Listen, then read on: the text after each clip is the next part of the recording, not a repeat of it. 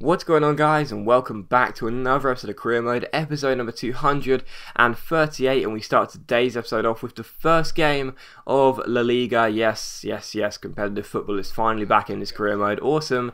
Well, domestic football because we had the World Cup, but anyway, we're taking on Mallorca for the first game of the season with our new look team, and it's one of the old boys that scores, one of the original players at Atletico Madrid, Oliver Torres. A guy that, you know, may be leaving because I've got him on the transfer list because his stamina just pisses me off, to be honest. Only 49, gets tired so easy, but no transfers for him so far. But I'll be trying to shift him anyway over the course of the next couple of episodes. But anyway, yeah, like some nice link-up play in this game. A chance to test out the new players and see how they do. And there was some nice passing, there was some nice link-up play, see how they do. Defensively, we were very sound as well, of course, some new signings in there, like Uray and Partapilo. But anyway, in the 35th minute, Marcano making his debut for us here comes through and scores an absolute cracker, and he shushes the crowd, shushes the media as if to say, yeah, that's why they spent over £60 million on me. That's why I'm so good at this game. And yeah, Marcano was playing brilliantly well. Some nice link-up play there, rolls it through to Diaz de Cerrillo, and he scores. So assist for Marcano, and Diaz de Cerrillo had a goal as well. Marcano also had a goal, and so did Oliver Torres. But Mallorca were really poor. They only had really one good chance, and it was there, which they put wide. So it finished 3-0 to Atletico Madrid. Fantastic start for our, relatively new look side. And yeah, two new signings get on the score sheet, and a goal for Oliver Torres as well. But Bilbao accept the transfer we made in the last episode for Baraja Vegas, the right back, which is decent news for us. He's, like I said, a decent player, I suppose. And of course, it's more about getting rid of Joe Riley. But Celta Vigo finally meet the valuation we were asking for, 4.5 million for Mino Peralta. So he's on his way, and that's fine. That's fine. Like I say, if we get this new guy in, we won't really need him. But he does look like a very talented young right back. I just don't think he's going to develop fully. So we may as well sell him out to Celta Vigo. And yeah, Athletic Bilbao, of course, they accepted the transfer, so it was more about negotiating with Baraja Vegas, but this guy was hard to please, unfortunately, like some players are. And we also got a transfer offer for John Hero Quintero. It was Napoli for £6.5 million, and I was like, no, that's just ridiculous. He's staying right with us. The giant centre-back is awesome. But yeah, this is the guy. I thought I'd show you this. This is the guy I was in for, Leon Brito. And the reason being is because he had Morale that said leaving, which means that he is requesting a transfer, or he has been put on the transfer list. So yeah, Leon Brito wants to leave Bilbao, yet they want 44.5 million. It's like, oh my god, no one's gonna pay that. No one can afford that for starters. So that's annoying. This is the guy I want. He's on the transfer list, which means there's a chance to sign him. Players like that never really get put on the transfer list unless they kick up a fuss, which this guy has. And yeah, we can't pay that much money. But Juventus, they were really going hard for Christie. They were offering the money, but it just wasn't enough. They did want to get hold of him though, so we counter offer for 14.5 million, and we hope for the best there. And we have the next game of the season here against Levante. Taking on Levante was obviously going to be a very, well, what I would have called a routine game before the game, but even so, we had to put it into practice and get the 3 points. And in the 20th minute, we play the ball forward here with some nice passing. Marcano releases Diaz de Cerrillo, and Trouserman goes through here and smashes the ball near post, gets 2 bites of the cherry. Good save by the goalkeeper, but unfortunately for him, his trousers couldn't stop Trouserman scoring a goal. I did notice that, both having trousers. But yeah, Diaz de Cerrillo scores. It's 1-0 to Atletico Madrid. And then the 25th minute, Ruben Garcia picks the ball up here for Levante. He plays it back to Moreno Fuertes, who finds Gulan, who finds Gabianetta, and he gets hold of the ball and smashes it into the near post. Well, not near post, but even so. Gabianetta scores here, smashed it into the back of the net. And in the 27th minute, it was Atletico Madrid 1, Levante 1. So back on level terms here in the 52nd minute, we had to get the ball off the line by Casemiro. So what I thought was going to be a routine game turned out to be a very difficult one. But in the 65th minute, Levante give the ball away here. Marcano with the fantastic interception, picks the ball up, starts running down the left-hand side. Never used to have much pace, but now he's got quite a decent amount of it. Gets past his man with a nice McGeady spin and a Ronaldo chop, and just smashes the ball into the back of the net. And that is exactly why you guys wanted me to sign him, and I'm glad you talked me around and decided to to make me use the financial takeover and get hold of him, because I love Marcano. And yeah, he makes it 2-1 here. And in the 70th minute, Casemiro picks the ball up and lets fly from range, but it's a very good save by the Levante goalkeeper, who was very good on this game. And from the resulting corner, Oliver Torres crossed it in. It's headed away. It comes to Lorenzo Poke, who strikes from range, and once again the goalkeeper makes a very good save. But Trouserman did pick up a knock, which is kind of annoying. Trouserman did pick up a knock, and he does get an injury. He's going to be out for, I think it's like 2 weeks, so that's annoying. But we make a triple substitution for him, and one of those players is Jimenez, who rounds his man and ends up smashing the ball in to the back of the net after a nice Ronaldo chop. So Jimenez scores, and that's great news for us, really. We've got enough striker cover, obviously players like Nsire and Christie and Jimenez and so on and so on, so we've got enough cover. But even so, it's annoying to see Trouserman get injured. But in the 90th minute, we give away a sloppy goal here. Ure, oh my god, don't you just hate it when you hold triangle and the auto sort of smash comes out by the player, just the auto clearance. He clears it straight to his to Levante's player, and Gabionetta picks the ball up and smashes it into the back of the net, the open net I should say. So yeah, 3-2 the final score. Disappointing to concede a sloppy goal like that right at the end, but even so, the 3 points are the most important thing, and that's what we got. So that's great news for us. But yeah, Trouserman out for 3 weeks. Not a good start, you know. I mean, he's been scoring goals, but unfortunately he's going to be out for 3 weeks, which is annoying. But anyway, Mino Peralta goes to Celta Vigo for £4.5 million, and I thought, you know what, Leon Brito's on the transfer list, you know, he wants to leave, so I'll go ahead and offer a transfer, but we can't offer too much money. So what I decided to do was try and give Bilbao one of our decent players. So I was looking down the list, and Oliver Torres, like I say, trying to shift him on, not really a massive fan, plus the fact he's got really low stamina.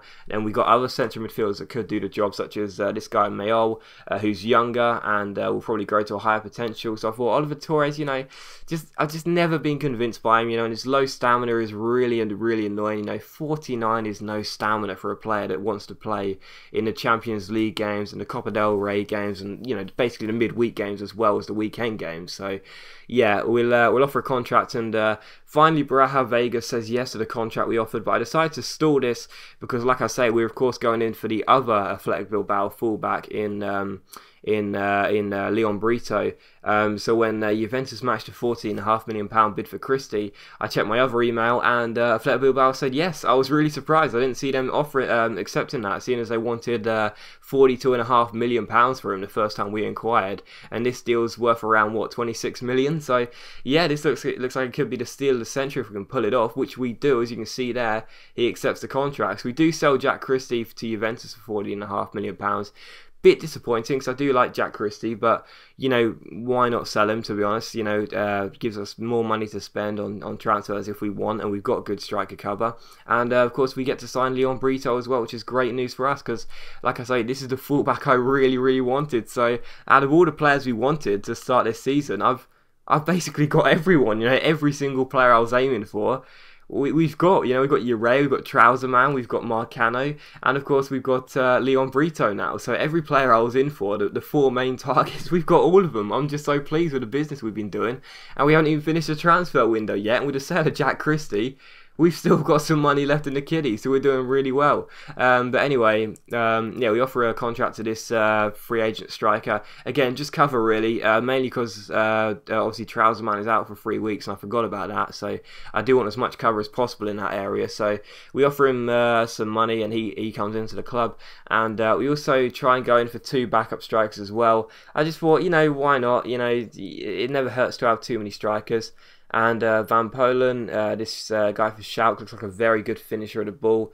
81 rated, 24 years old. And also Paco Alcacer, is that how you pronounce that? The Valencia striker I've been checking out for a couple of seasons. Had him in my Spain side for the World Cup. Only used him once or twice.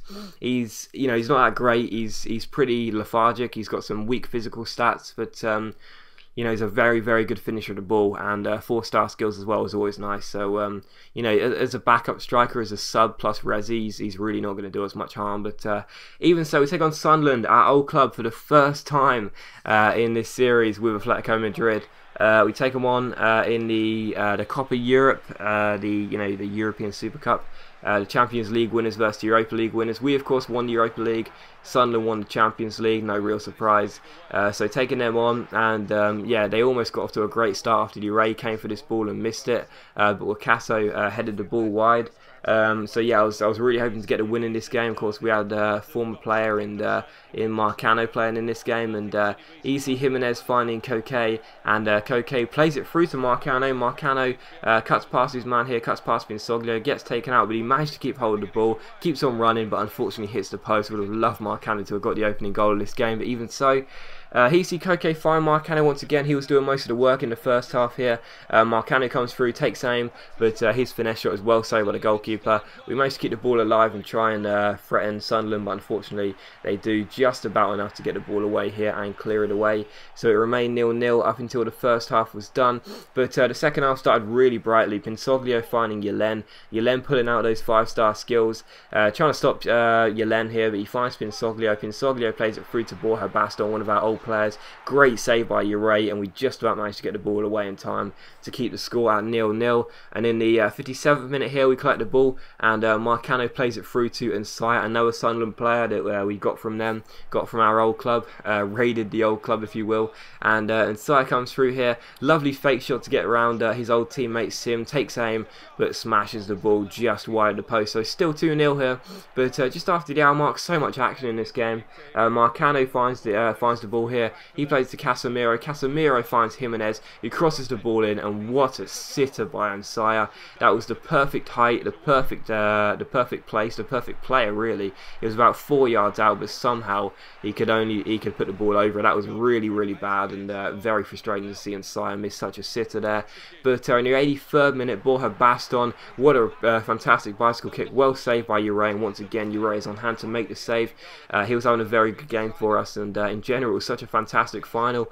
And in the 85th minute we had a chance to win it, and Saya with a fantastic Di Canio scissor kick, great save by Courtois, and the game was still 0-0 after all this action. Could you believe it? And in the 90th minute, Sunderland had a corner here, and oh my god, how lucky I was. So the heart was racing at this point. Manini's shot was blocked, then it hit Ure, and then it hit the post. No, then it hit the defender. Anyway, the ball hit the post and Ure's back, and it just about managed to stay out of the goal. So 0-0 after 90 minutes. I could not believe it. It was such a great game. Yeah, I cannot believe there were no goals. But the first chance of extra time came to Sunderland.